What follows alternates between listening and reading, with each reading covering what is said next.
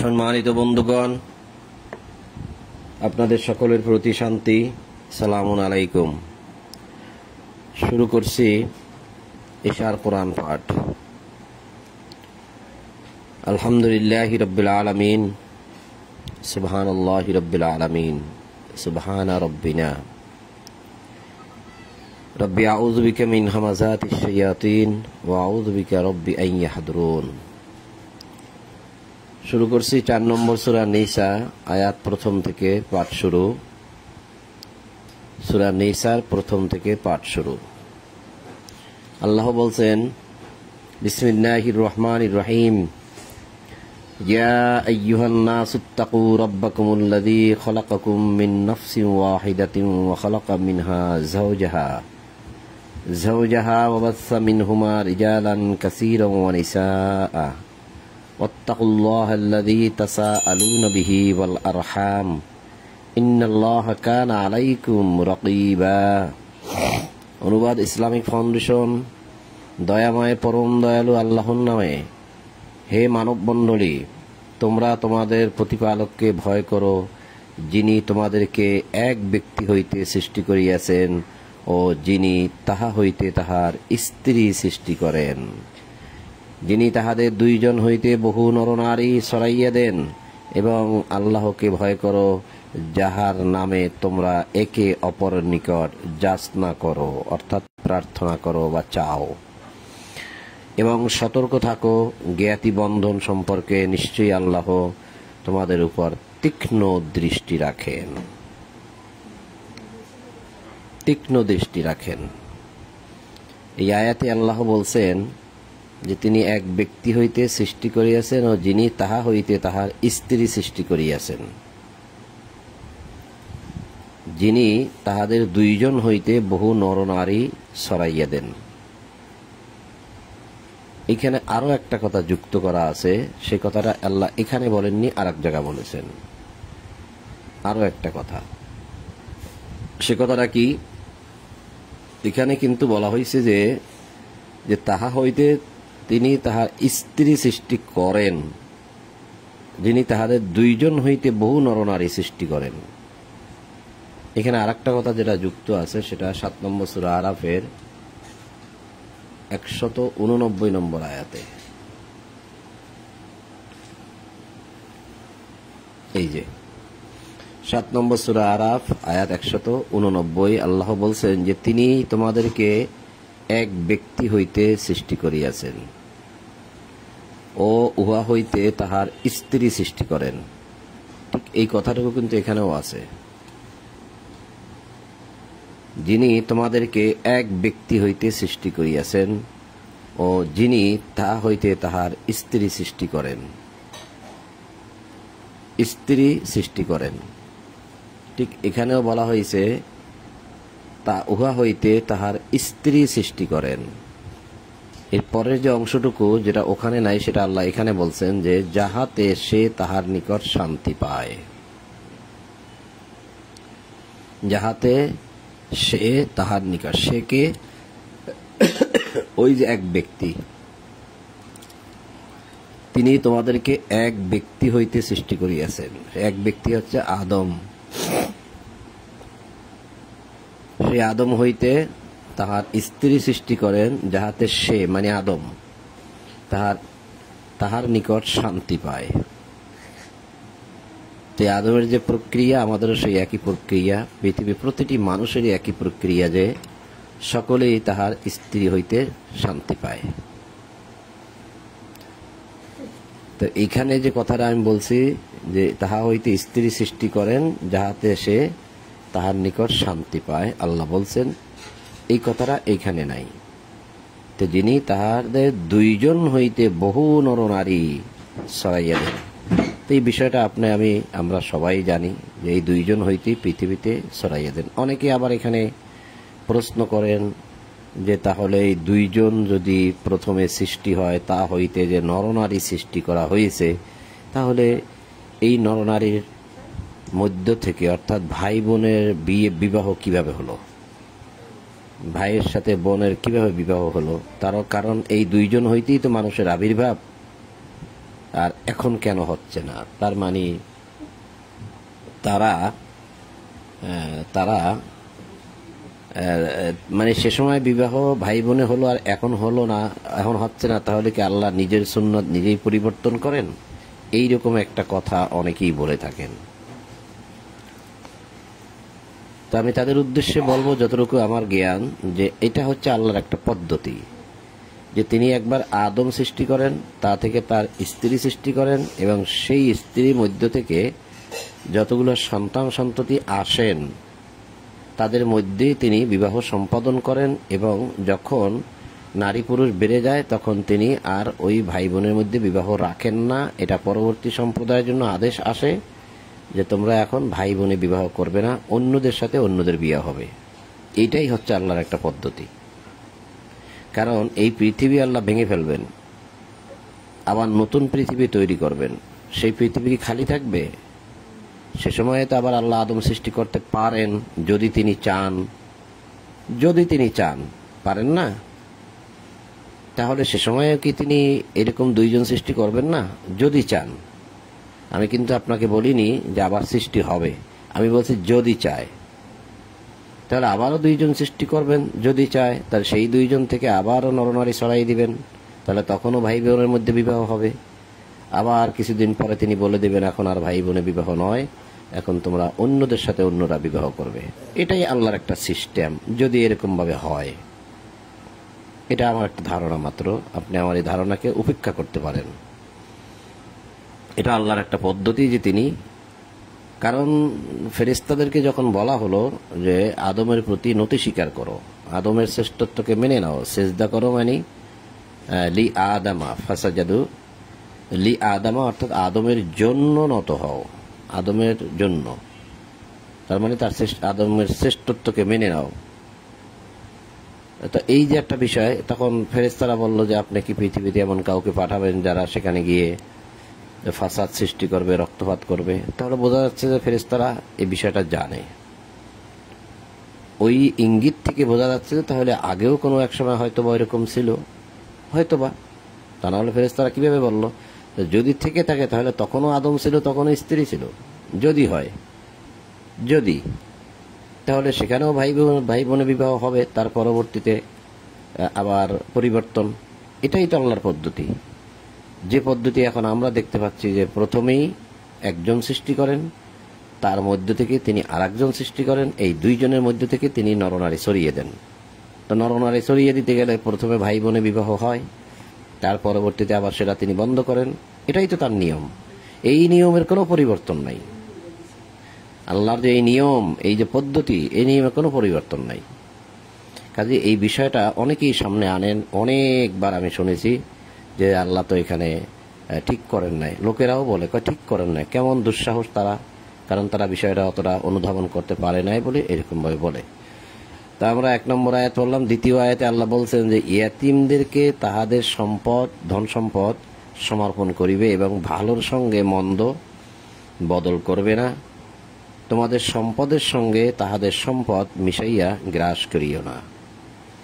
ওয়াতুল ইয়াতামা আমওয়ালাহুম ওয়ালা তাবাদ্দালুল খাবিস। এই তাবাদ্দালুল খাবিস অর্থাৎ খবিস মানে মন্দ, তাবাদ্দুল অর্থাৎ বদল করা, অর্থাৎ বিত্তয়্যিব ভালো, তো ভালোর সাথে খবিস মন্দ বদল করবে না। অর্থাৎ এতিমের সম্পদ, যে এতিম যার অধীনে থাকে তার এতিমের যে সম্পদ থেকে যায় সেগুলো যেন যিনি অধীনস্থ আছেন তার সম্পদের মধ্যে এতিমদের সম্পদ মিশে না যায়, অর্থাৎ এতিমের সম্পদ আলাদাভাবে রাখতে হবে।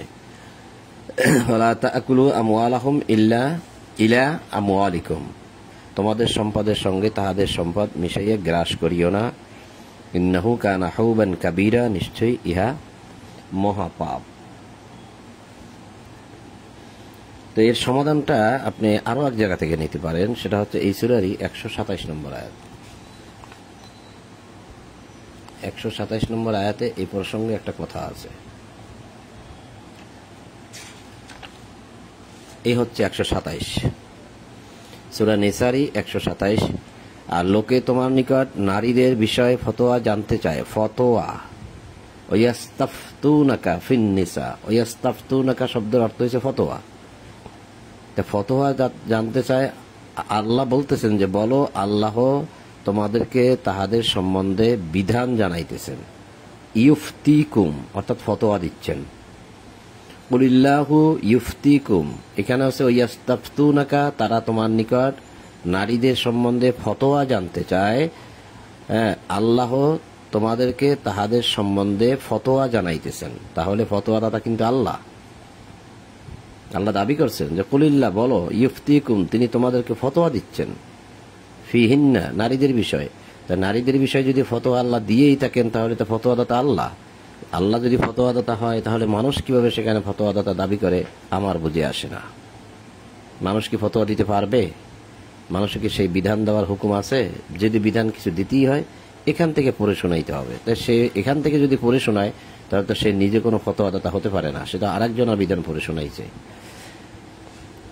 লোকে তোমাকে নারীদের বিষয়ে ফতোয়া জানতে চায়, বলো তাহাদেরকে তাহাদের সম্বন্ধে ফতোয়া জানাচ্ছেন আল্লাহ। এবং এতিম নারী সম্পর্কেও যাহাদের প্রাপ্য তোমরা প্রদান করো না, অথচ তোমরা তাদের বিবাহ করিতে চাও। এবং অসহায় শিশুদের সম্বন্ধে ও এতিমের প্রতি তোমাদের ন্যায় বিচার সম্পর্কে যাহা কিতাবে তোমাদেরকে শোনানো হয় তাহাও পরিষ্কারভাবে জানাইয়াছেন। আর যে কোনো সৎ কাজ তোমরা করো, আল্লাহ তো তাহা সবিশেষ অবহিত। তাহলে দেখা যাচ্ছে যে এতিমের সম্পদ মানুষ গ্রাস করতে চায়, তা তাদেরকে প্রদান করো না, সম্পদ প্রদান করতে চায় না। ঠিক এখানেও আল্লাহ বলছেন যে এতিমদেরকে তাহাদের ধন সম্পদ সমর্পণ করিবে, ভালোর সঙ্গে মন্দ বদল করিবে না। তোমাদের সম্পদ তাহাদের সম্পদের সঙ্গে মিশাইয়া গ্রাস করিও না, নিশ্চয়ই ইহা মহাপাপ। তোমরা যদি আশঙ্কা করো ইয়েতিম নারীদের প্রতি সুবিচার করিতে পারিবে না। এতিম নারীদের প্রতি সুবিচার কেন করতে পারবেন না? 3 নম্বর আয়াত। সেটার সমাধান কিন্তু এখন যেটা দেখলাম সেটাই। সেটা কি ছিল? এই যে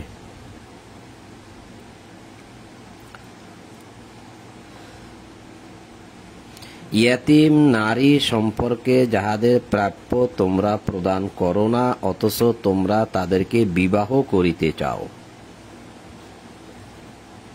এই যে আনতানকিহুহুন্না, আনতানকিহু মানে তানকিহু শব্দের অর্থ হচ্ছে নিকাহ।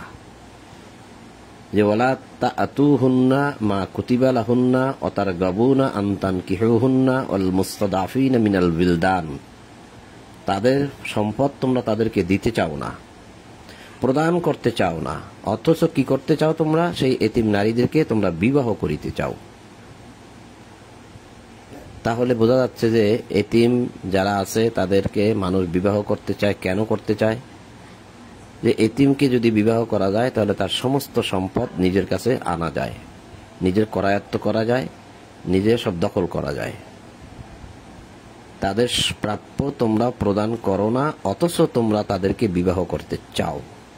তো এতিম নারীদেরকে যদি আপনি বিবাহ করতে চান, যেহেতু তাদের প্রচুর সম্পদ আছে, তাহলে এখানেই আল্লাহ বলছে যে যদি তোমরা আশঙ্কা করো, 4 নম্বর সূরা নিসা 3 নম্বর আয়াতে, যে ওয়াইন কিফতুম আল্লাহ তুকসিতু ফিল ইয়াতামা, যদি তোমরা আশঙ্কা করো, কিফতুম যদি তোমাদের ভয় হয় যে এতিম মেয়েদের প্রতি তোমরা সুবিচার করতে পারবে না। ফিল ইয়াতামা এতিম সম্পর্কে বলা হচ্ছে, যদি এতিমদেরকে আমরা বিবাহ করি তাহলে তাদের সম্পদের ব্যাপারে আমরা ন্যায়সঙ্গতভাবে বিচার করতে পারবো না। তাহলে আল্লাহ বুঝাচ্ছেন যে তাদেরকে যে তোমরা বিবাহ করতে চাও, তাদের সম্পদ দিতে চাচ্ছ না, তাহলে এই বিয়েটা বাদ দাও, তাদেরকে বিয়ে করার দরকার নাই। কারণ যদি তোমরা আশঙ্কাই করো যে এতিমদের ব্যাপারে তোমরা সুবিচার করতে পারবে না, তাহলে এই বিয়ে বাদ দাও। তাহলে কি করবে? তবে বিবাহ করিবে। এখানে বলা হয়েছে ফানকিহু, নিকা করিবে, মা তাবালাকুম মিনান নিসাই, নারীদের মধ্যে যাহাকে তোমাদের ভালো লাগে, 2, 3 অথবা 4। এতিমদেরকে আর বিবাহ করার দরকার নাই। তাহলে তোমার যদি সম্পদ থাকে, তাহলে তুমি এক কাজ করো, তুমি নারীদের মধ্যে বিবাহ করে নাও, 2, 3, 4। আর যদি আশঙ্কা করো, আদেশগুলো কিন্তু সব পুরুষের প্রতি, আর যদি আশঙ্কা করো যে সুবিচার করিতে পারিবে না, এই 2, 3, 4 এর মধ্যেও তুমি সুবিচার করতে পারবে না, তবে একজনকে। এখানে বলা হয়েছে ফাওয়াহিদাতান, একজন। ফাইন কিফতুম আল্লাহ তাআদিলু, যদি মনে করো যে এই 2, 3, 4 এর মধ্যেও তুমি আল্লাহ তাআদিলু সুবিচার করতে পারবে না, ফাওয়াহিদাতান, তাহলে একজনকে। ফাওয়াহিদাতান, ফা অর্থাৎ তাহলে বা তবে বা সুতরাং একজন। এটাও যদি তোমার পক্ষে সম্ভব না হয়, কারণ এই নারীদের মধ্যে বলা হয়েছে মা তাবালাকুম মিনান নিসাই, নারীদের মধ্যে যদি তুমি বিবাহ করতে চাও, তাহলে তাকে তো মোহরানা দিতে হবে, টাকা পয়সা দিয়ে বিয়ে করতে হবে। তো এখন তো তোমার টাকা পয়সা নাও থাকতে পারে, তাই সেজন্য আল্লাহ বলছে আও অর্থাৎ অথবা, মা মালাকাত আইমানুকুম, যারা তোমার ডান হাতের অধিকারী হয়েছে তাদেরকে, কারণ তাদেরকে তো টাকা পয়সা দিয়ে একবার আনা হয়েছে। এখানে বলাই হয়েছে যে আর যদি আশঙ্কা করো যে সুবিচার করিতে পারিবে না, তবে একজনকে অথবা তোমাদের অধিকারভুক্ত দাসীকে। অধিকারভুক্ত দাসী কিভাবে হলো? এটা পূর্ব যুগের রীতিনীতি, মানুষ করে আসছে, আল্লাহ কোনো বিধান দেয় নাই। এই কিতাবে আসার আগে বা কিতাব অবতীর্ণ হওয়ার আগে জাহিলি যুগে মানুষ কি করেছে? স্ত্রীর পাশাপাশি তারা দাসী রাখত। আও মা মালাকাত আইমানুকুম শব্দের অর্থ হয়েছে যারা তোমার ডান হাতের অধিকারী হয়েছে। মালাকাত আইমান ডান হাতের অধিকারী, অর্থাৎ যাদেরকে ডান হাত দিয়ে টাকা পয়সা দিয়ে কিনে এনেছো। এক কথা এখানে অনুবাদে লিখে দিয়েছে দাসী। তো স্ত্রীর পাশাপাশি তারা দাসী রাখত।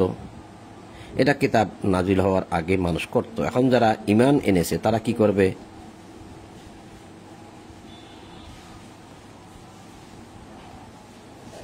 এখন যারা ঈমান এনেছে তারা কি করবে? তার কাছে তো দাসী রয়ে গেছে, তাহলে সে এখন দাসীকে মুক্ত করবে। আল্লাহ তো বিভিন্ন জায়গায় বলেছেন যে একটা অপরাধ করলে অপরাধের কাফারা স্বরূপ দাসীকে মুক্ত করতে হয়, আল্লাহ দেখিয়ে দিয়েছেন। তো যাক, দাসী তার কাছে রয়ে গেছে, যেটা সে আগে করে ফেলছে, আগের বিষয় আগে হয়ে গেছে, নতুন করে কেউ করার জন্য আল্লাহ আদেশ দেয় নাই। তাহলে আল্লাহ বলতে চাচ্ছেন যে তুমি যখন একজনকে বিবাহ করতে পারতেছো না, তাহলে যাকে তুমি টাকা পয়সা দিয়ে আগেই কিনে এনেছো দাসীকে, তাহলে তাকে বিয়ে করে নাও, স্ত্রীর মর্যাদা দিয়ে তাকে রেখে দাও। তাহলে আল্লাহ বললেন যদি তোমরা এতিমদের সম্পর্কে সুবিচার করতে না পারো তবে বিবাহ করে নাও নারীদের মধ্যে হইতে যাকে তোমাদের ভালো লাগে, 2, 3, 4। আর যদি 2, 3, 4 এর মধ্যেও তুমি আশঙ্কা করো যে তাদের মধ্যে সুবিচার করতে পারবে না, সমস্যা থেকেই যাবে, তাহলে একজনকে করো। আর যদি একজনকেও তোমার করতে সমস্যা হয়, টাকা পয়সা লাগবে, কাবিন দিতে হবে, মোহরানা দিতে হবে, তাহলে তোমাদের অধিকারভুক্ত দাসীকে করে নাও। আর যদি এটাই তুমি করে নাও, তাহলে ইহাতে পক্ষপাতিত্ব না করার সম্ভাবনাই বেশি। আর কোনো সমস্যা থাকার কথা নয়। এখন এই যে বিষয়টা যে এখানে বলাই হয়েছে ফানকিহু মা তাবা লাকুম মিনান নিসা, নারীদের মধ্যে যাকে ভালো লাগে তাদের মধ্য থেকে মাসনা সুলাসা রুবা 2, 3, 4 বিয়ে করে নাও। এখন এই বিষয়টা বর্তমান গবেষণা যারা করছেন নতুনভাবে, তারা কিন্তু এই বিষয়টাকে বিবাহের মধ্যে রাখেননি। তারা বলছে যে এই যে নিকা শব্দ, ফানকিহু নিকা করে নাও, তার মানে চুক্তি করে নাও এতিমদেরকে কিভাবে তোমরা লালন পালন করবে সে বিষয়ে। তো সে বিষয়ে চুক্তি করতে গিয়ে কোনো নারীকে, 1 জন বা 2 জন বা 3 জন নারীকে তোমরা চুক্তি করো যে কিভাবে এতিমদেরকে লালন পালন করবে। এটা তারা একটা ভাবার্থ নিয়েছে। যারা ভাবার্থ দ্বারা কোরআনের অনুবাদ করেন, যদিও সেটা তারা কাগজে কলমে করেননি, এরকম কোনো প্রেসের মাধ্যমে কাগজে কলমে এরকম আসেনি এখনো, তারা অনেকেই ভাবার্থ দ্বারা এগুলার অনুবাদ করেন। তারা বলতে চাচ্ছেন যে এগুলো বিয়ে শাদী নয়, এগুলো চুক্তি, এতিমদের সম্বন্ধে দেখাশোনা করার বিষয়। কিন্তু আমি তাদের এই কথাগুলোকে কোনো মতেই মিলাইতে পারি নাই। আমার কাছে মনে হয়েছে এখানে অনুবাদটা যেভাবে আছে এটা ঠিক আছে। অনুবাদ অনেক জায়গায় অনেকেই একটু গরমিল করেন, কারণ অনেক অনুবাদক তো কেউ কেউ অনুবাদ করতে দিয়ে একটু তারতম্য করেই ফেলেন। এরকম অনেক জায়গায় আছে। আমরা যখন 4, 5টা, 6টা, 10টা অনুবাদ পড়ি তখন এটা আমরা দেখতে পাই। এর অর্থ এই না যে এই পুরো চ্যাপ্টারটাই ভিন্ন হয়ে যাবে। এটা কিন্তু একটা বিয়ে শাদীর বিষয়। আর নিকা শব্দ, ফানকিহু নিকা শব্দের অর্থই হচ্ছে চুক্তি করা। অর্থাৎ আপনি যখন বিবাহ করতে যাইবেন তখন দেখেন দুই পক্ষই কিন্তু দর কষাকষি করে। কেউ বলে যে 5 লাখ টাকা কাবিন দিতে হবে, ও একজনে বলে যে না আমরা 1 লাখ টাকা কাবিন দেবো, ওরা বলে যে না তাহলে আরো কমান, বলে যে ঠিক আছে 3 লাখ টাকা দিতে হবে, বলে যে না আমরা 2 লাখ টাকা দেবো, কেউ বলে যে আমরা 50,000 দেবো। আবার যে সমস্ত এলাকার মধ্যে কাবিনের প্রথা বেশি সেখানে কেউ কেউ বলে যে 10 লাখ টাকা কাবিন দিতে হবে, 20 লাখ টাকা কাবিন দিতে হবে, বলছে না এত দেওয়া যাবে না। কেউ আবার 50 লক্ষ টাকাও কাবিনে কিন্তু বিয়ে করেন, এরকম রেকর্ড আছে অনেক। তো এগুলো কিন্তু দর কষাকষি চলে। তার দর কষাকষির মতো বিয়ে শাদীর মধ্যে একটা দর কষাকষি যদি মানুষ করে তাহলে সেটা হয় চুক্তি। এই যে ফানকিহু মানে নিকা, নিকা অর্থ চুক্তি করা, যে কত টাকার বিনিময়ে তাকে বিবাহ করাটা হচ্ছে, এটা একটা চুক্তি। তো যাই হোক, এই আয়াত আমরা পড়লাম, বুঝলাম যে আসলে এটা আমাদের কাছে এটা মনেই হয়েছে। কারণ এই যে মানুষ যে 2টো 3টে 4টে যে বিয়ে করবে, 2, 3, 4, 1, 2, 3, 4, কারণ এখানে ওয়াহিদা একটাও আছে। এই প্রথা কিন্তু সমাজে আছে এবং প্রথার সাথে এই কিতাবের আমি কিছু মিল খুঁজে পাই, কিন্তু পরবর্তী কথাগুলোর মধ্যেই পাওয়া যাবে যে এই যে আমরা 2, 3, 4, 4টা বিবাহ করব, এর মধ্যে কাউকে ঝুলিয়ে রাখা যাবে না, কাউকে বেশি ভালোবাসা যাবে না। এই কথা আল্লাহ বলছে। আর বলছে যে তোমরা যতই চেষ্টা করো তাদের মধ্যে সুবিচার তোমরা করতেও পারবে না, সেটা আল্লাহ বলছে। তার মানে এই সমস্ত কথা দ্বারা বোঝা যাচ্ছে যে মানুষের 2, 3, 4 বিবাহ আছে, কিন্তু যারা ভাবার্থ করেন তারা কিন্তু এটা নেন না। তো যাক, আমি যারা ভাবার্থ করেন তাদেরকে আমি কোনো দোষ দিচ্ছি না, আমি বলছি নেন না, তারা এটা নেন না, আমরা এটা নেই অনুবাদগুলো, এটা বুঝাইতে চাচ্ছি।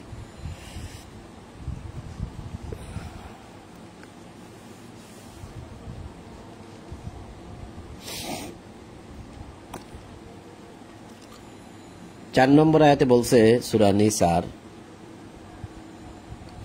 আর তোমরা নারীদেরকে তাহাদের মাহর স্বতঃস্ফূর্তভাবে প্রদান করিবে। মাহর, এই যে মাহর, এই মাহরের আরবিটা আল কোরআনে এক এক জায়গায় এক এক রকম পাচ্ছি। এখানে বলেছে সদুকাতিহিন্না, ওয়া আতু দিয়ে দেবে নিসা নারীদেরকে সদুকাতিহিন্না সদাকা। এই সদুকা হিন্না অর্থ নারী, এই সদুকা সম্পর্কে অর্থ, সদুকা শব্দের অর্থ কিন্তু এখানে সদাকা অর্থাৎ দান করা, অর্থাৎ দিয়ে দেওয়া। এখানে বলাই হয়েছে ওয়া আতু, তো এই মাহরকে কিন্তু আরবিতে সদুকা বলা হয়েছে। যে আর তোমরা নারীদেরকে তাহাদের মাহর স্বতঃস্ফূর্ত হইয়া প্রদান করিবে, সন্তুষ্ট চিত্তে তাহারা মাহরের কিছু অংশ ছাড়িয়া দিলে তোমরা তাহা স্বচ্ছন্দে ভোগ করিবে। হানিয়াম মারিয়া, হানিয়াম মারিয়া অর্থাৎ তোমরা স্বাচ্ছন্দ্যে তা ভোগ করবে। যদি তারা মাহরের কিছু অংশ ছেড়ে দেয় যে ঠিক আছে এত টাকা লাগবে না, এত টাকা দিলেই হচ্ছে, তাহলে সেটা তোমরা ভোগ করতে পারো। এটা আল্লাহ বলছেন, আমার কথা নয়, অনুবাদেও লেখা আছে। তোমাদের সম্পদ যাহা আল্লাহ তোমাদের জন্য উপজীবিকা করিয়াছেন তাহা নির্বোধ মালিকগণের হাতে অর্পণ করিও না, উহা হইতে তাহাদের অন্য বস্ত্রের ব্যবস্থা করিবে এবং তাহাদের সঙ্গে সদালাপ করিবে। এই বিষয়টা আমার কাছে মনে হয়েছে যে এতিমদের ব্যাপারে বলা হচ্ছে যে তোমাদের সম্পদ যা আল্লাহ তোমাদের জন্য উপজীবিকা করিয়াছেন তাহা নির্বোধ মালিকগণের হাতে অর্পণ করিও না। অর্থাৎ বিচার ব্যবস্থার মধ্যে যদি ওইরকম মানুষ থাকে যারা বিচার করে, যাদের জ্ঞান কম, নির্বোধ, তাহলে সেই মানুষের নিকট যে তুমি এই এতিমদের সম্পদগুলা নিয়ে ছেড়ে দিবে, তারা তো এমনিতেই মানুষ ভালো না, যে এই সম্পদ আছে। যদি আপনি মনে করেন যে আমি তা নিজে নিজে খাচ্ছি না, আমি বিচারকদের কাছে অর্পণ করলাম, তারা যেটা করে সেটা হবে। তা আল্লাহ কিন্তু বলে দিচ্ছেন যে নির্বোধদের কাছে তোমরা দেবে না, যারা বোকা নির্বোধ তাদের কাছে গিয়ে অর্পণ করিও না। উহা হইতে তাহাদের অন্য বস্ত্রের ব্যবস্থা করিবে তাদের, এবং তাহাদের সঙ্গে সদালাপ করিবে এই এতিমদের সম্পর্কে। 6 নম্বর আয়াত আবার বলা হচ্ছে যে এতিমদেরকে যাচাই করিবে যে পর্যন্ত না তাহারা বিবাহযোগ্য হয়। তা নারীরা কোন সময় বিবাহযোগ্য হয় সে বিষয়ে আমরা সবাই জানি, যাক সে বিষয়ে আমি আলোচনা করতে যাচ্ছি না। এটা জানা যায় এবং মানুষের সাধারণত বোঝেও। এবং তাহাদের মধ্যে ভালো মন্দ বিচারের জ্ঞান দেখিলে তাহাদের সম্পদ তাহাদের ফিরাইয়া দেবে। তাহলে এতিমদেরকে যাচাই করিবে যে পর্যন্ত না তাহারা বিবাহযোগ্য হয়, বালেগ হয়। বালাগু বলা হয়েছে, বালাগু মানে বালেগ হওয়ায়, অর্থাৎ তারা বিবাহযোগ্য পৌঁছে যায়। এটা যখন যাচাই করা হবে এবং বোঝা যাবে যে সে এখন বিবাহযোগ্য, তাহলে সে ভালো মন্দ বুঝতে পারে। এই যে ভালো মন্দ বিচারের জ্ঞান দেখিলে যদি এটা বোঝা যায়, তাহলে তাহাদের সম্পদ তাহাদেরকে ফিরাইয়া দিবে। তারা তাড়াতাড়ি বড় হইয়া যাইবে বলিয়া অপচয় করিয়া তাড়াতাড়ি তাহাদের সম্পদ খাইয়া ফেলিও না। যে বিবাহযোগ্য হয়ে যাচ্ছে, তাড়াতাড়ি করে তাদের সম্পদ থেকে কিছু একটা আমরা খেয়ে ফেলি, তারা তো বড় হয়ে গেলে তো সবই তাদেরকে দিয়ে দিতে হবে। তারা তাড়াতাড়ি বড় হইয়া যাইবে বলিয়া তাড়াতাড়ি তাদের সম্পদ খাওয়া যাবে না। যে অভাবমুক্ত সে যেন নিবৃত্ত থাকে। অর্থাৎ আপনি এতিমের দায়িত্ব নিছেন, আপনি অভাবমুক্ত, অর্থাৎ আপনার অঢেল সম্পদ আছে, টাকা পয়সার অভাব নাই, তাহলে আপনি এই সম্পদ থেকে নিবৃত্ত থাকিবেন, মুক্ত থাকিবেন। অর্থাৎ এতিমের সম্পদে আপনার হাত দেওয়ার দরকার নাই, যেহেতু আল্লাহ আপনাকে অনেক সম্পদ দিছে। যে অভাবমুক্ত সে যেন নিবৃত্ত থাকে। এবং যে বিত্তহীন, যার টাকা পয়সা কম, যে এতিমদের দায়িত্ব নিয়েছে তার টাকা পয়সা নিজেরই কম, তার নিজেরই খেতে সংসার চালাইতে সে নিজেই হিমশিম খাচ্ছে, সে যেন সঙ্গত পরিমাণে ভোগ করে। যে আমার যেহেতু কম, আমার নাই, তাহলে আমি এদেরকে লালন পালন করতে আমার তো টাকা পয়সার দরকার আছে, তাহলে সেই এতিমের সম্পদ যা রয়ে গেছে সেখান থেকে সে যেন অল্প পরিমাণে এই সংসার পরিচালনার কাজে বা এতিমদের খাওয়ানোর কাজে, ভরণ পোষণের কাজে যেন সে সঙ্গত পরিমাণে ভোগ করে, বেশি না। তোমরা যখন তাহাদেরকে তাহাদের সম্পদ সমর্পণ করিবে, বুঝাইয়া দিবে, তখন সাক্ষী রাখিও যে এতিমদেরকে আমি লালন পালন করেছিলাম, তারা বড় হয়েছে, এখন তাদের সম্পদ তাদেরকে আমি বুঝিয়ে দিচ্ছি, এই সম্পর্কে তোমরা সাক্ষী রাখিও। হিসাব গ্রহণে আল্লাহই যথেষ্ট। আল্লাহর কাছে তো হিসাব আছে, তো সে ফয়সালা তো আল্লাহ কিয়ামতে করবেন। কিন্তু তোমাদের মধ্যে যেন পারস্পরিক কোনো সমস্যা না হয়, যার জন্য তোমরা সাক্ষী রাখবে। পিতামাতা এবং আত্মীয় স্বজনের পরিত্যক্ত সম্পত্তিতে পুরুষের অংশ আছে।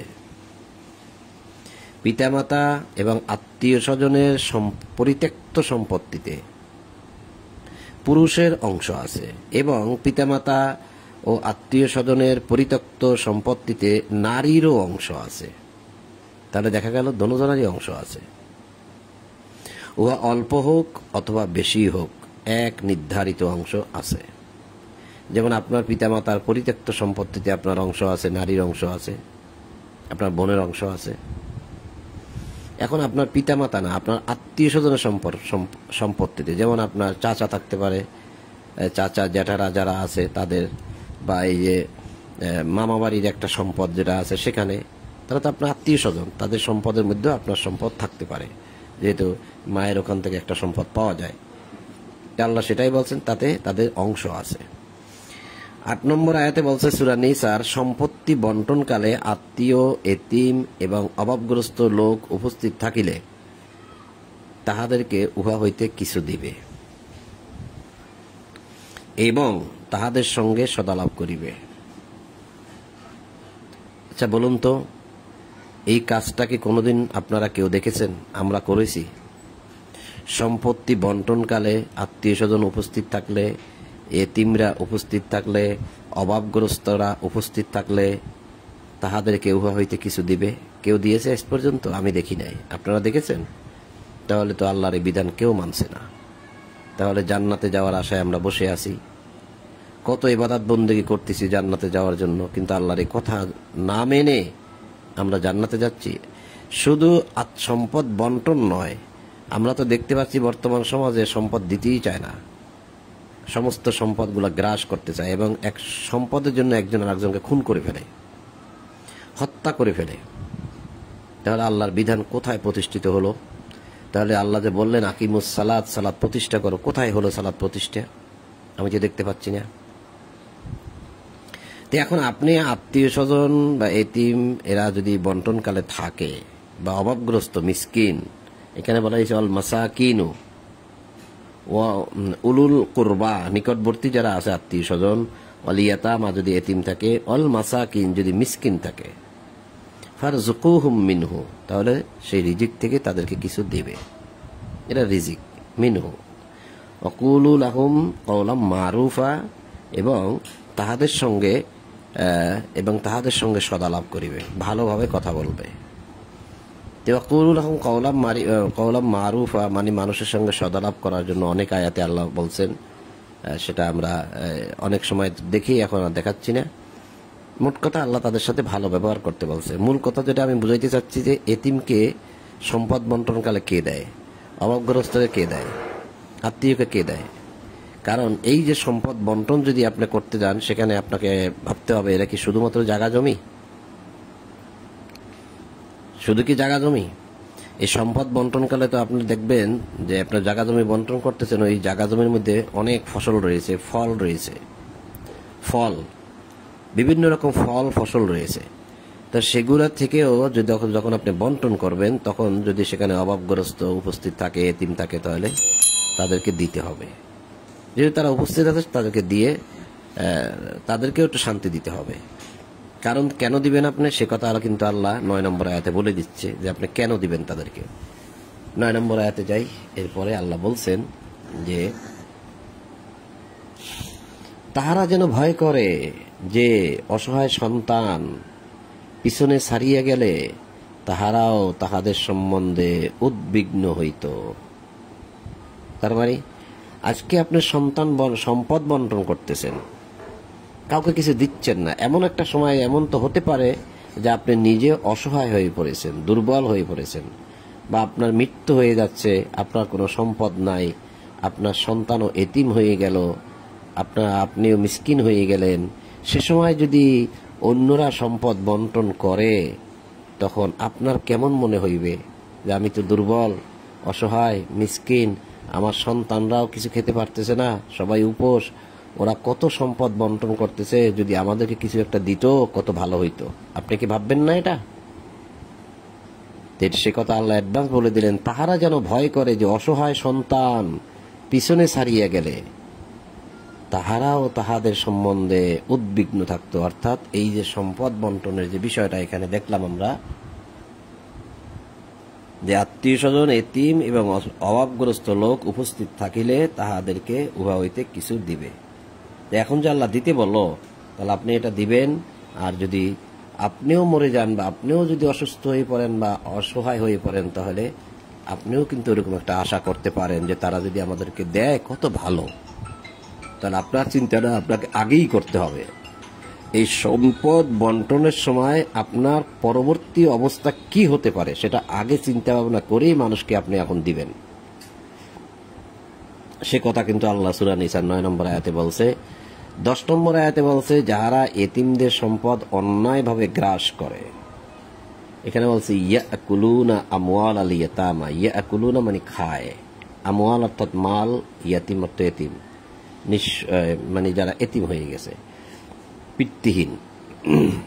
এতিমদের সম্পদ অন্যায়ভাবে যাহারা খায়, গ্রাস করে, তাহারা তো তাহাদের উদরে অগ্নি ভক্ষণ করে। তাহলে আগুন খাচ্ছেন। যারা এতিমদের সম্পদ দিচ্ছেন না, ভাই মারা গেছে, ভাইয়ের ছেলেরা আছে, সন্তান আছে, মেয়ে আছে, তা ভাইয়ের স্ত্রী আছে, দেখা যাচ্ছে যে চলে বলে কলে কৌশলে তার সম্পদগুলো সব নিজের করে নিচ্ছেন, সব নিজে করে নিচ্ছেন, জাল দলিল তৈরি করে নিয়ে নিচ্ছেন, দিচ্ছেন না। তাহলে আল্লাহ কি বলল আপনাকে? যে আপনি অগ্নি ভক্ষণ করতেছেন, আগুন খাচ্ছেন। তাহারা অচিরেই আগুনে, জ্বলন্ত আগুনে প্রবেশ করিবে, জ্বলন্ত আগুনে। এই যে ফি বুতুনিহিম নার, তারা আগুন ভক্ষণ করতেছে। বুতুন মানে পেটের ভিতরে তারা আগুন ঢুকাচ্ছে। তো এক ব্যক্তি সে তার ভাইয়ের সম্পদ বা আরো অন্য কারো সম্পদ হোক, সে ঠিকমতো না দিয়ে সে আগুন খেয়ে যদি ইবাদত করে, নামাজ পড়ে, রোজা রাখে, হজ করে, এইটা কি আল্লাহ কবুল করবেন? তার পেটের ভিতরে তো আগুন। তাহলে মানুষের সম্পদ যদি অন্যায়ভাবে মানুষ খায়, তাহলে তারা এই নামাজ রোজা কি কোনো কাজে আসবে? এটা কি ভাবার বিষয় নয়? তাহলে আপনাকে পিওর বা খাঁটি থাকতে হইলে এই সমস্ত বিষয়ে আপনাকে বিচক্ষণ হতে হবে, যে তাদের কোনো সম্পদ যেন আমার সম্পদের মধ্যে প্রবেশ না করে, এবং তাদের কোনো সম্পদ যেন অন্যায়ভাবে আমি একটুকু না খাই। তাহলে প্রত্যেকটা বিষয়ে আমাদের বিচক্ষণ থাকতে হবে। এরপরে সূরা নিসার 11-12 দুটি আয়াত আছে, যে আয়াত দুটি সম্পর্কে আমি শুধু পড়ে যাব। আপনারা হয়তো অনেকে ভাববেন যে উনি এ বিষয়ে কিছু আলোচনা করে না কেন। আমি পারবো না। আমি আয়াত দুটো নিয়ে অনেক ভেবেছি, আরো ভাবতে হবে। হয়তো কোনো এক সময় আল্লাহ সুযোগ দিলে আমি আলোচনা করতে পারবো।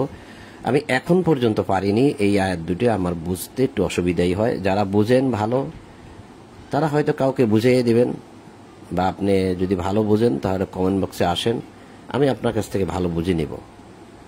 তো যেভাবে আছে বাংলা অনুবাদ আমি শুধুমাত্র সেভাবেই পড়ে যাব। এখানে আল্লাহ বলছেন যে আল্লাহ তোমাদের সন্তান সম্বন্ধে নির্দেশ দিতেছেন এক পুত্রের অংশ দুই কন্যার অংশের সমান, কিন্তু কেবল কন্যা দুইয়ের অধিক থাকিলে তাহাদের জন্য পরিত্যক্ত সম্পত্তির 2/3 অংশ, আর মাত্র এক কন্যা থাকিলে তাহার জন্য অর্ধাংশ। তাহার সন্তান থাকিলে তাহার পিতামাতা প্রত্যেকের জন্য পরিত্যক্ত সম্পত্তির 1/6 সে নিঃসন্তান হইলে এবং পিতামাতাই উত্তরাধিকারী হইলে তাহার মাতার জন্য 1/3 তাহার ভাই বোন থাকিলে মাতার জন্য 1/6। এসবই সে যাহা ওসিয়াত করে তাহা দেওয়ার এবং ঋণ পরিশোধের পর। তোমাদের পিতা ও সন্তানদের মধ্যে উপকারে কে তোমাদের নিকটতর তাহা তোমরা অবগত নও। নিশ্চয়ই ইহা আল্লাহর বিধান, আল্লাহ সর্বজ্ঞ প্রজ্ঞাময়। এই কথা যদি আমি ভালো করে বুঝতাম তাহলে আমি আপনাদেরকে বুঝাইতাম। তবে আছে হয়তো বুঝের মানুষ আছে, আমার বুঝে ধরে নাই, এটা আমার ব্যর্থতা। তারপরে 12 নম্বর আয়াত, এটাও ঠিক একই রকম এবং এটা আরো বড়। তোমাদের স্ত্রীদের পরিত্যক্ত সম্পত্তির অর্ধাংশ তোমাদের জন্য, যদি তাহাদের কোনো সন্তান না থাকে এবং তাহাদের সন্তান থাকিলে তোমাদের জন্য তাহাদের পরিত্যক্ত সম্পত্তির 1/4 অংশ, তাহাদের ওসিয়াত পালন এবং ঋণ পরিশোধের পর। তোমাদের সন্তান না থাকিলে তাহাদের জন্য তোমাদের পরিত্যক্ত সম্পত্তির 1/4 অংশ, আর তোমাদের সন্তান থাকিলে তাহাদের জন্য তোমাদের পরিত্যক্ত সম্পত্তির 1/8 অংশ। তোমরা যাহা ওসিয়াত করিবে তাহা দেওয়ার পর এবং ঋণ পরিশোধের পর। যদি পিতামাতা ও সন্তানহীন কোনো পুরুষ অথবা নারীর উত্তরাধিকারী থাকে, তাহার এক বৈপিত্রীয় ভাই অথবা ভগ্নী, তবে প্রত্যেকের জন্য 1/6। তাহারা ইহার অধিক হইলে সকলে সম অংশীদার হইবে 1/3 অংশে। ইহা যাহারা ওসিয়াত করা হয় তাহা দেওয়ার পর এবং ঋণ পরিশোধের পর, যদি কাহারও জন্য ক্ষতিকর না হয়। ইহা আল্লাহর নির্দেশ, আল্লাহ সর্বজ্ঞ সহনশীল। 13 নম্বর আয়াত সূরা নিসার, যে এইসব আল্লাহর নির্ধারিত সীমা। কেহ আল্লাহ ও তাহার রাসূলের আনুগত্য করিলে আল্লাহ তাহাকে দাখিল করিবেন জান্নাতে, যাহার পাদদেশে নদী প্রবাহিত, সেখানে তাহারা স্থায়ী হইবে এবং ইহাস মহা সাফল্য। আর যে কেহ আল্লাহ ও তাহার রাসূলের অবাধ্য হইলে, এখানে বলছে যে কেহ আল্লাহ ও তার রাসূলের আনুগত্য করলে, আল্লাহর মাইয়্যুতিল্লাহ রাসূলাহু ইউদখিলহু জান্নাত, যে আল্লাহ এবং আল্লাহ রাসূলের আনুগত্য করলো সে জান্নাতে দাখিল করবে, ইউদখিলহু জান্নাত। আর এখানে বলছে কেহ আল্লাহ ও তার রাসূলের অবাধ্য হইলে এবং তাহার নির্ধারিত সীমা লঙ্ঘন করিলে, তিনি তাহাকে দোজকে নিক্ষেপ করিবেন, অর্থাৎ আগুনে নিক্ষেপ করিবেন। ইউদখিলহু নারন, নার অর্থ আগুন, খালিদিনা ফিহা, সে তার মধ্যে চিরস্থায়ী হবে, আগুনের মধ্যে, তাকে আগুন থেকে বের করা হবে না, চিরস্থায়ী হবে। এবং তাহার জন্য লাঞ্ছনাদায়ক শাস্তি রহিয়াছে।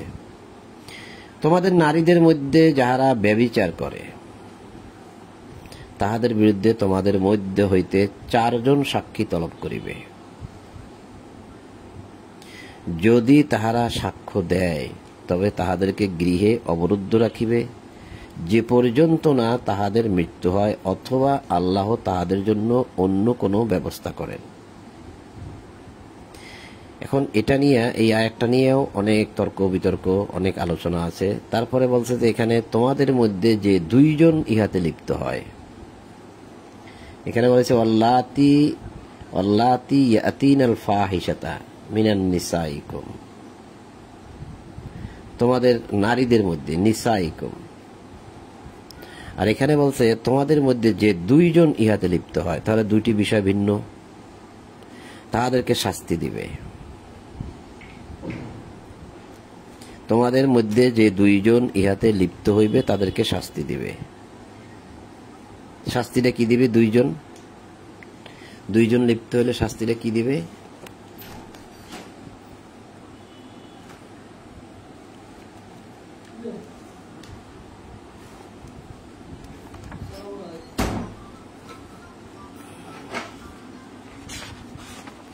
শাস্তিটা হচ্ছে এই যে 24 নম্বর সূরা নূরের 2 নম্বর আয়াতে,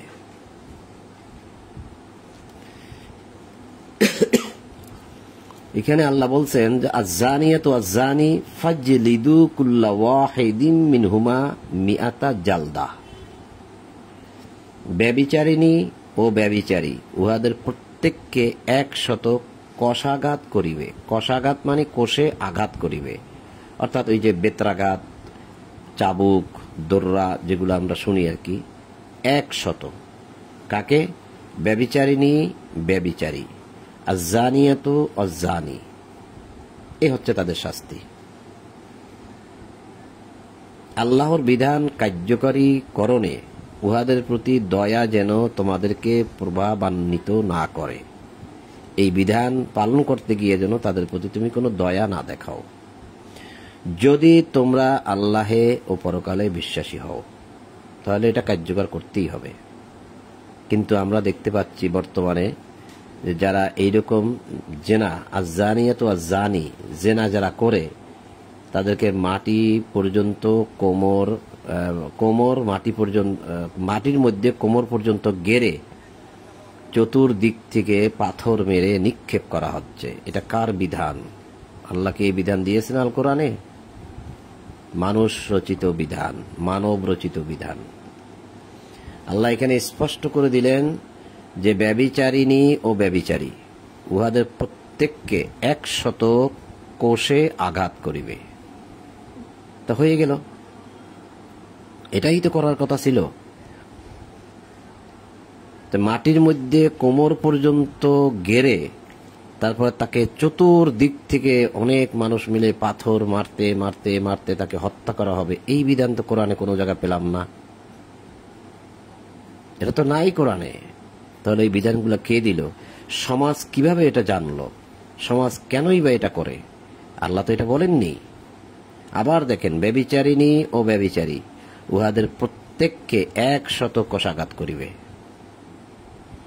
আল্লাহর বিধান কার্যকরীকরণে উহাদের প্রতি দয়া যেন তোমাদেরকে প্রভাবান্বিত না করে, যদি তোমরা আল্লাহে এবং পরকালে বিশ্বাসী হও। যারা বিচার করবে তাদেরকে আল্লাহ বলতেছে যে যদি তোমরা আল্লাহে ও পরকালে বিশ্বাসী হও তাহলে তাদেরকে দয়া দেখানো যাবে না। এরপর বলছে যে অলিয়াশহাদ আযাবাহুমা তাইফাতুম মিনাল মুমিনিন, মুমিনদের একটি দল যেন উহাদের শাস্তি প্রত্যক্ষ করে, মানে দেখে, সাক্ষ্যস্বরূপ হয়। অলিয়াশহাদ সাক্ষ্যস্বরূপ হয় মুমিনরা যেন তাদের শাস্তি সম্পর্কে, মানে প্রত্যক্ষ করে, মানে তারা যেন শাস্তিগুলো দেখে। এর ফলে কি হবে, ভবিষ্যতে তারা অপরাধ করবে না, অপরাধ করা থেকে তারা বিরত হবে, বা এগুলো মনে থাকবে মানুষের মনের মধ্যে, সমাজ থেকে বিষয়টা উঠে যাবে। এটাই তো। তাহলে আল্লাহ তো এখানে কাউকে মৃত্যুদণ্ড দিতে বলে নাই। যাই হোক, আমি যেটা দেখাইতে চাইছিলাম, ব্যভিচারী ও ব্যভিচারিণী ওদের প্রত্যেককে 100 কষাঘাত করিবে, এইটাই ছিল আল্লাহর বিধান। এখানে আল্লাহ বলছে 16 নম্বর আয়াতে যে তোমাদের মধ্যে যে দুইজন ইহাতে লিপ্ত হয় তাদেরকে শাস্তি দিবে। শাস্তিটা কি দিবেন, এই শাস্তিটা কিন্তু এখন দেখে আসলাম, 100 বেত্রাঘাত। যদি তাহারা তওবা করে এবং নিজেদেরকে সংশোধন করিয়া নেয় তবে তাহা হইতে নিবৃত্ত থাকিবে। তার মানে তাহলে ওই শাস্তিটাও আর আপনি দিতে পারবেন না, শাস্তিটাও আর দিতে পারতেছেন না। কেন? তারা তওবা করেছে। তারা যদি বলে যে আমরা তওবা করিতেছি, আমরা ভুল করে ফেলছি, অপরাধ করে ফেলছি, আমরা তওবা করিতেছি, আর জীবনে আমরা এই কাজ করব না, তাহলে আল্লাহ কি বললেন, তবে তাহা হইতে নিবৃত্ত থাকিবে, মুক্ত থাকিবে, অর্থাৎ ওই শাস্তি হইতে মুক্ত থাকিবে। আল্লাহ কিন্তু বিধানটা সহজ করে দিলেন, অর্থাৎ আল্লাহ বুঝাইতে চাচ্ছেন যে মানুষের মধ্যে এইরকম কাজগুলো হয়ে পড়তে পারে, হয়ে যেতে পারে। নিশ্চয়ই আল্লাহ পরম তওবা কবুলকারী। তা আল্লাহ যদি তওবা কবুল করেই নেয় তাহলে আপনি তাকে শাস্তি দিবেন কেন? পরম দয়ালু আল্লাহ, তার প্রতি দয়ালু। তাহলে এই বিষয়টা আমাদের মাথায় রাখতে হবে। আর এখানে যে বিষয়টা আমি প্রথমে, এটা কিন্তু আমি এড়িয়ে যেতে পারতাম, কিন্তু আমি এড়িয়ে যাচ্ছি না। তোমাদের নারীদের মধ্যে যাহারা ব্যভিচার করে তাহাদের বিরুদ্ধে তোমাদের মধ্য হইতে 4 জন সাক্ষী তলব করিবে। আসলে এই যে নারীদের মধ্যে, আপনি ভাবুন তো কিভাবে কি হয় এটা। নারীদের মধ্যে যাহারা, এখানে বহু বচন দিছে, যাহারা, এখানেও কিন্তু ফায়েশা।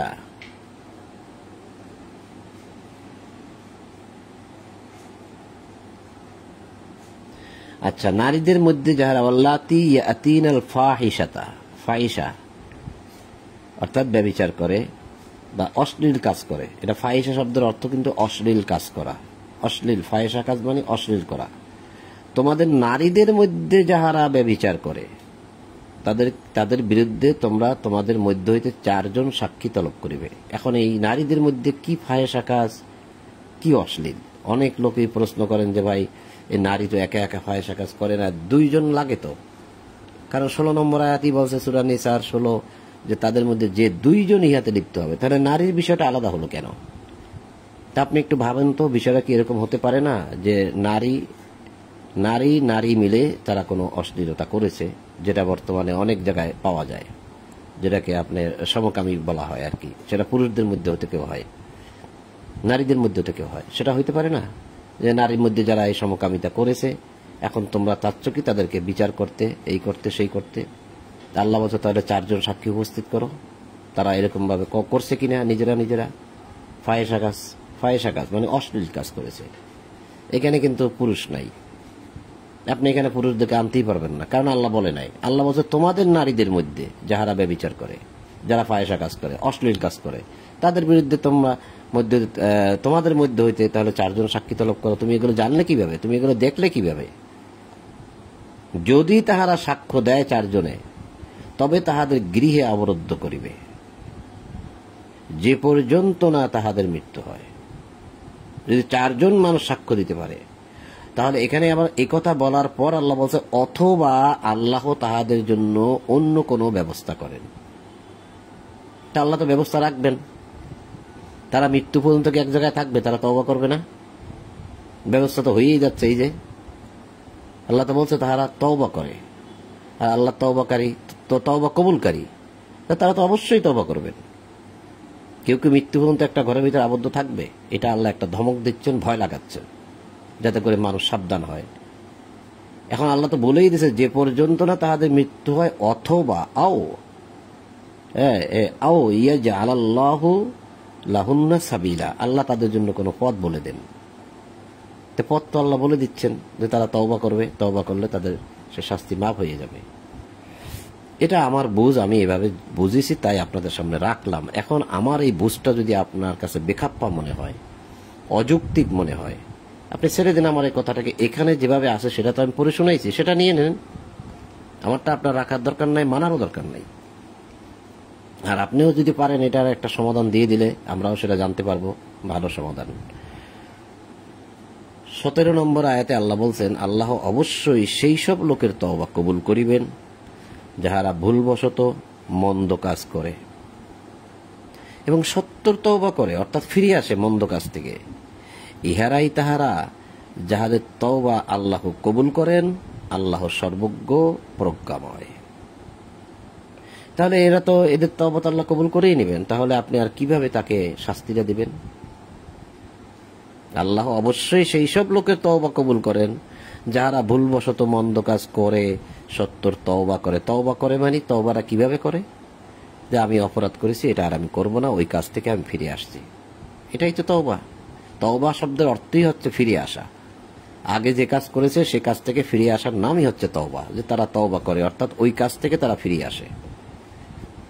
এখন যদি আপনি কোনো নিয়ম তৈরি করেন যে আসো তোমাদেরকে তওবা পড়াই, বলো আমরা তওবা করিতেছি, এরকম ভাবে কোনো নিয়ম যদি আপনি তৈরি করেন, তাহলে তার জন্য কিতাবের বিধান লাগবে।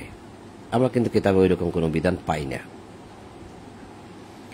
আল্লাহ বলছেন যারা তওবা করে, ইহারাই তাহারা যাহাদের তওবা আল্লাহ কবুল করেন, আল্লাহ সর্বজ্ঞ প্রজ্ঞাময়।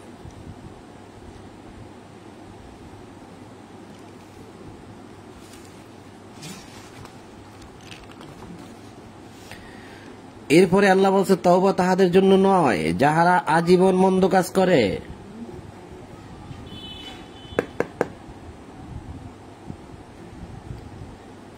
তওবা তাদের জন্য নয় যাহারা আজীবন মন্দ কাজ করে, অবশেষে তাহাদের কাহারও মৃত্যু উপস্থিত হইলে সে বলে আমি এখন তওবা করিতেছি, এবং তাহাদের জন্য নহে যাহাদের মৃত্যু হয় কাফের অবস্থায়।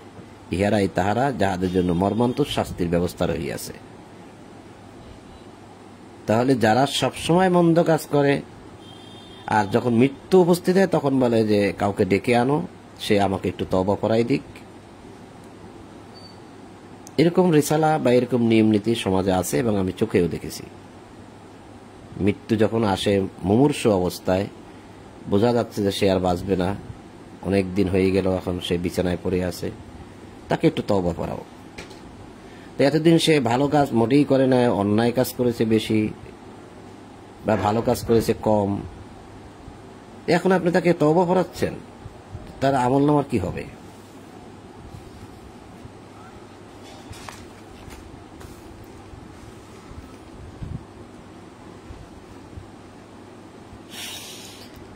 হে বিশ্বাসীগণ, নারীদেরকে জবরদস্তি উত্তরাধিকার গণ্য করা তোমাদের জন্য বৈধ নয়। উত্তরাধিকার গণ্য করা, জোর জবরদস্তি করা, উত্তরাধিকারী গণ্য করার জন্য জোর জবরদস্তি করা তোমাদের জন্য বৈধ নয়। তোমরা তাহাদেরকে যাহা দিয়েছ তাহা হইতে কিছু আত্মসাৎ করার উদ্দেশ্যে তাহাদেরকে অবরুদ্ধ করিয়া রাখিও না, যদি না তাহারা স্পষ্ট ব্যভিচার করে। কি বুঝলেন? কেন আসলো উত্তরাধিকার, কেন আসলো জবরদস্তি, আর কেন আসলো অবরুদ্ধ করা? তাহলে এই আয়াত আবার যান, যেটা এখন পরে আসলাম। যদি তাহারা সাক্ষ্য দেয় যে নারীরা অপকর্ম করেছে, ফাহিশা কাজ করেছে, অশ্লীল কাজ করেছে, তাহলে তাদেরকে গৃহ অবরুদ্ধ করিবে। এই যে আল্লাহ বললেন যে গৃহে অবরুদ্ধ করিবে, আপনি এই সুযোগটা কাজে লাগাইতে চান এখন, আপনার কাছে এখন না তাদেরকে ভালোও লাগে না, এরকমও আছে, বা তারা অপরাধ করেছে, এখন আপনি এই সুযোগটা কাজে লাগাইয়া কি করতে চাচ্ছেন, তাদেরকে আপনি গৃহে অবরুদ্ধ করতে চাচ্ছেন। এই যে অবরুদ্ধ, আমি তাদেরকে অবরুদ্ধ করে রাখবো, আল্লাহ বলছে। নারীদেরকে জবরদস্তি জবরদস্তির উত্তরাধি গণ্য করা তোমাদের জন্য বৈধ নয়। এই তাদেরকে জবরদস্তি করে যে উত্তরাধিকারী করা, মানে টাকা পয়সা নেওয়া দেওয়া, কিছু একটা করা, রাগারাগি ঝগড়াঝাটি করে জোর করে, এটাও গণ্য নয়। আর তোমরা তাদেরকে যা দিয়েছো তা হইতে কিছু আত্মসাৎ করার উদ্দেশ্যে তাদেরকে অবরুদ্ধ করিয়ে রাখিও না, এটাও তোমরা পারবে না, যদি না তাহারা স্পষ্ট ব্যভিচার করে। তো স্পষ্ট ব্যভিচার করলেই কেবল তাহাদেরকে অবরুদ্ধ করা যাবে, এর আগে নয়। তাও বিচারের মাধ্যমে সবকিছু হবে। কারণ পিছনে আমরা দেখে আসলাম যে তারা যদি ফাহিশা কাজ করে তাহলে অবরুদ্ধ। এই জন্য আল্লাহ বলছে যদি না তাহারা স্পষ্ট ব্যভিচার করে। এই স্পষ্ট ব্যভিচার বা স্পষ্ট ফাহিশা কাজে যদি তারা না যায়, তাহলে এই যে বিফাহিশাতিন, এখানেও আছে আবার সে বিফাহিশাতিন মুবাইয়্যিনা, মানে একদম পুরোপুরিভাবে সাক্ষ্য দিতে হবে, সুস্পষ্টভাবে হতে হবে যারা তারা অপরাধগুলো করেছে, তাহলে কেবল অবরুদ্ধ করা যাবে। তাছাড়া তাদেরকে অবরুদ্ধ করা যাবে না। তাদের সঙ্গে সৎভাবে জীবনযাপন করবে। এরকম মিথ্যা অপবাদ দিয়ে তাদেরকে যে তোমরা অবরুদ্ধ করবে ঘরের মধ্যে, সেটা পারবে না। তোমরা যদি তাহাদেরকে অপছন্দ করো যে তোমার এই স্ত্রী আর ভালো লাগতেছে না, তবে এমন হইতে পারে যে আল্লাহ যাহাতে প্রভূত কল্যাণ রাখিয়াছেন, তোমরা তাহাকেই অপছন্দ করিতেছ। এই স্ত্রী এখন তোমার কাছে ভালো লাগে না, ঝগড়াঝাটি হচ্ছে, সমস্যা হচ্ছে, তুমি একটা মিথ্যা অপবাদ দিয়ে তাদেরকে অবরুদ্ধ করে রেখে তাদের সম্পদগুলো খেয়ে ফেলবে, অথচ তারা স্পষ্ট ব্যভিচার অর্থাৎ ফাহিশা কাজে যায় নাই। এদেরকে আটকাইয়ে রেখে তারপর তুমি তাদের সম্পদগুলো গ্রাস করবে, এটা করবে না। এখন তুমি যাকে অপছন্দ করছো, বিষয়টা তো এমনও হতে পারে যে আল্লাহ তার মধ্যেই কল্যাণ রাখিয়াছেন, তুমি জানো না। সেটাই আল্লাহ বলছেন, তোমরা যদি তাহাদেরকে অপছন্দ করো, তবে এমনও হইতে পারে যে আল্লাহ যাহাতে প্রভূত কল্যাণ রাখিয়াছেন, তোমরা তাহাকেই অপছন্দ করিতেছ। হয়তো এরা ভালো নারী, কিন্তু তোমরা এখানে অনেক রকম ছলচাতুরি করতে চাচ্ছ। বিষয়টা সেরকম যাচ্ছে না। অনেক দেখেছি, অনেক আল্লাহ দেখাইছে যে কিভাবে নারীদের প্রতি জুলুম করা হয়, আত্মসাৎ করা হয়, কিভাবে তাদেরকে হত্যা করা হয়, কিভাবে তাদের প্রতি নির্যাতন করা হয়, কিভাবে তাদেরকে মারধর করা হয়।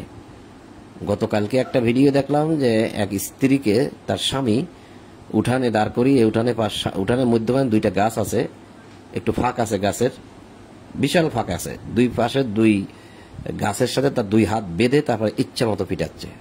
আর তার চিল্লানি কে দেখে, কারণ সেটা এখন আর বাধা।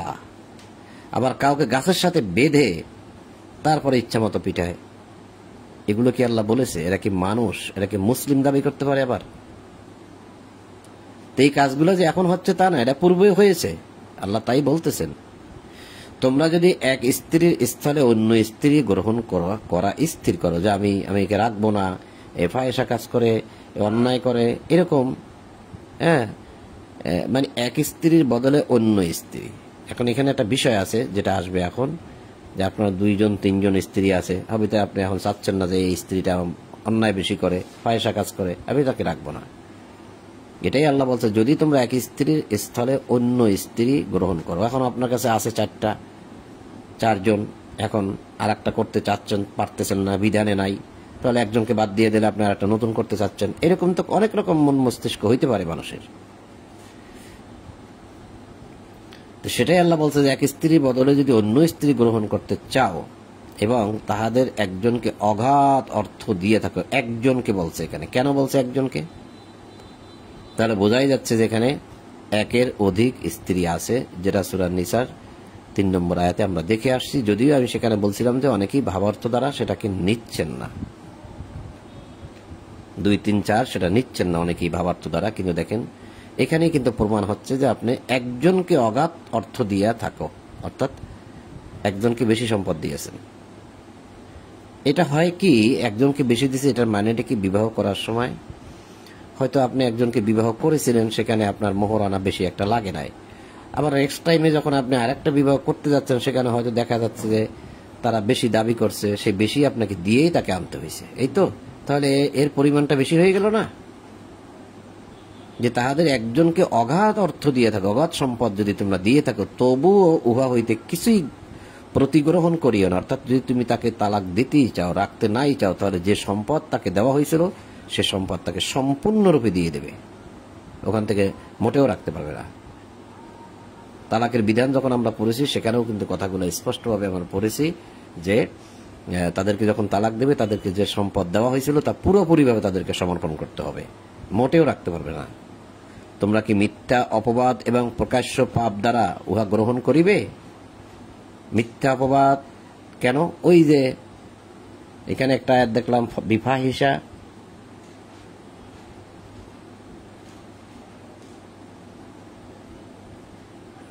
এখানে স্পষ্ট বেবিচার। এই যে বেবিচার লেখছে, ফাহিশায় বেবিচার।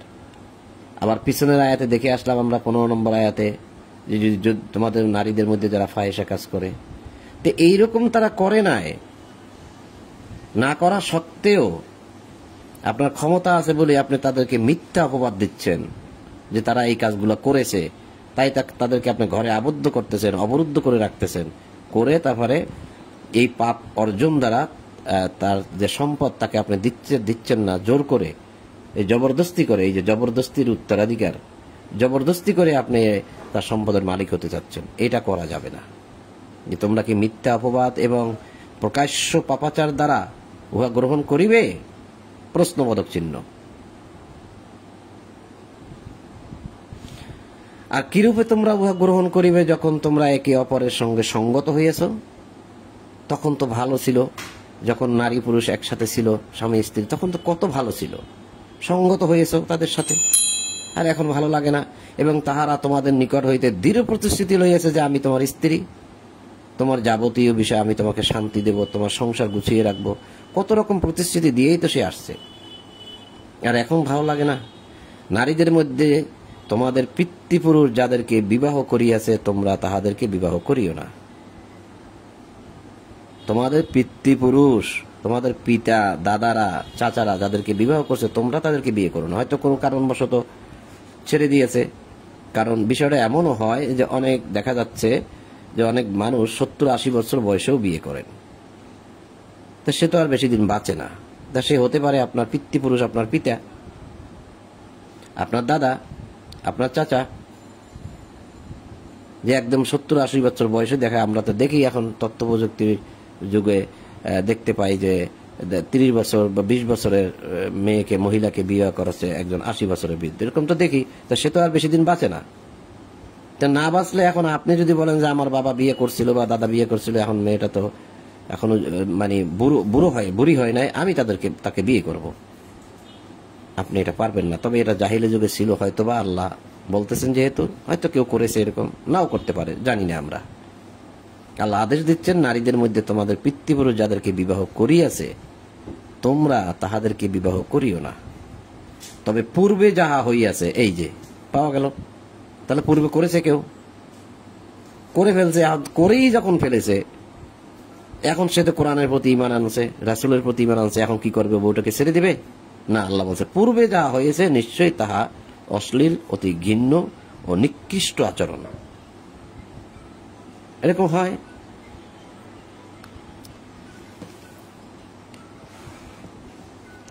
তারপরে এখন এই একটি আয়াত, এটা পরে আমরা আজকে এখানে সমাপ্ত করে দিই, যদিও সময়টা অনেক বেশি হয়ে গেছে, যেহেতু এটার সাথে এটা সঙ্গতিপূর্ণ। তাই হুররিমাত আলাইকুম উম্মাহাতুকুম ওয়া বানাতুকুম ওয়া আখাওয়াতুকুম ওয়া আম্মাতুকুম ওয়া খালাতুকুম ওয়া বানাতুল আখি ওয়া বানাতুল উখতি।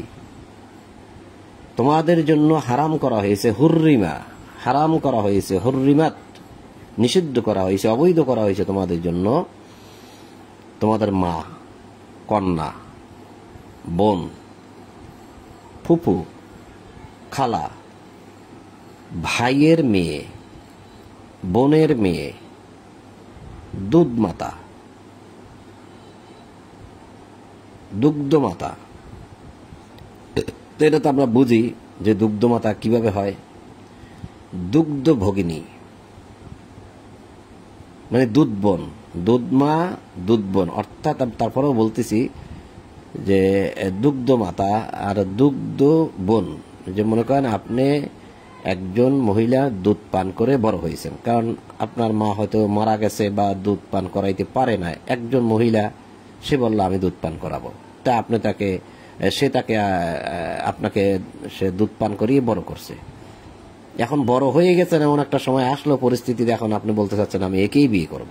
আল্লাহ বলছে না, এটা দুগ্ধ মাতা, সে তোমার মায়ের মতো, তাকে বিয়ে করা যাবে না।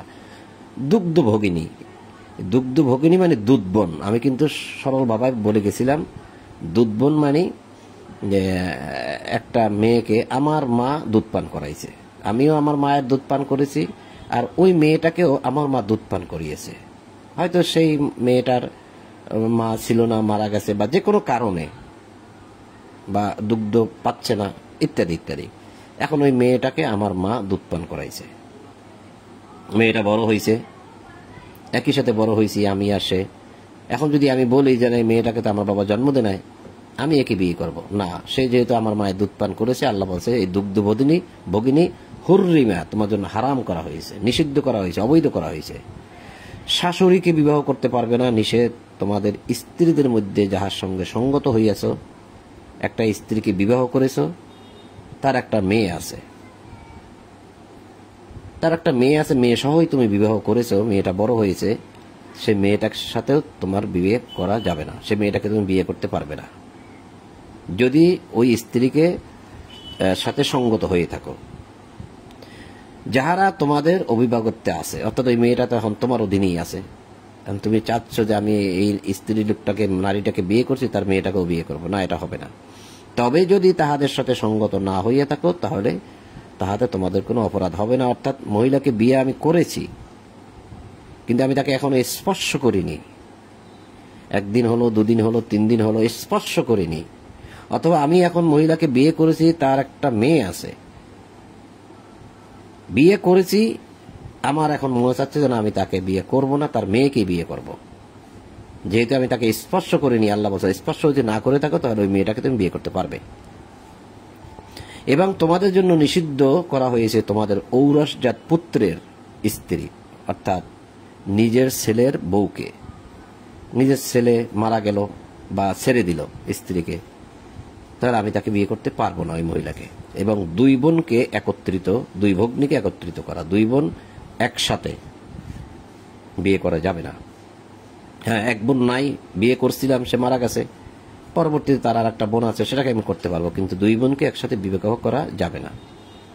মানে 1 বোন আছে আবার আরেকজন করে, এগুলো কিন্তু সমাজের মধ্যে অহরহ মাঝে মধ্যে আমরা খবর পাই, অনেক জায়গায় হচ্ছে, অনেক কিছু, আরো অনেক অবৈধ অন্যায় হচ্ছে। এরা কিন্তু মুসলমান দাবিদার। এরপরে আল্লাহ বলছে পূর্বে যাহা হইয়াছে নিশ্চয়ই আল্লাহ ক্ষমাশীল পরম দয়ালু। অর্থাৎ পূর্বে এই সমস্ত অপরাধ কর্মকাণ্ডগুলো যদি হয়ে থাকে, আর আপনি যদি এখন না জানার কারণে সেগুলো আগে করেছেন, এখন কিতাব নাজিল হয়েছে, রাসূল আসছে, রাসূল আপনাদেরকে এই বিধান পড়ে শোনাচ্ছে, আপনি ঈমান এনেছেন, এখন কি করবেন? পূর্বে তো অন্যায় কাজ করেছেন, আল্লাহ বলছে পূর্বে যা হবার হয়ে গেছে, ওটা ওইভাবেই থাক, ওটা নাড়াচাড়া করার দরকার নেই, আল্লাহ ক্ষমা করে দেবে যদি তুমি এখন নতুন করে ঈমান আনো, এই কিতাবের বিধান মতো চলো। আর যদি কোনো অপরাধ জগতে না জড়াও, তাহলে পূর্বেরটা ওরকমই থাক। তো সম্মানিত উপস্থিতি, অনেক কথা বলছি এবং সূরা নিসা 23 নম্বর আয়াত পর্যন্ত পাঠ করলাম। ভুল ত্রুটি হলে আমাকে সংশোধন করাই দেবেন ইনশাআল্লাহ। এবং যারা এই পরে আসছেন তারা একটু অনুরোধ করব ভিডিওটা একটু প্রথম থেকে দেখিয়েন, কারণ অনেক গুরুত্বপূর্ণ কথা আছে এখানে, যা আপনারা দেখলে অনেক কিছু আয়ত্ত করতে পারবেন। আর আমার রব, যদি আমি এখানে কোনো ভুল করে থাকি তাহলে আপনি আমাকে ক্ষমা করে দিবেন, এই বলে, এবং আপনাদের সকলের প্রতি শান্তি, সালামুন আলাইকুম, এই বলে আজকে সন্ধ্যার কোরআন পাঠ এখানেই সমাপ্ত করতে যাচ্ছি। আলহামদুলিল্লাহি রাব্বিল আলামিন।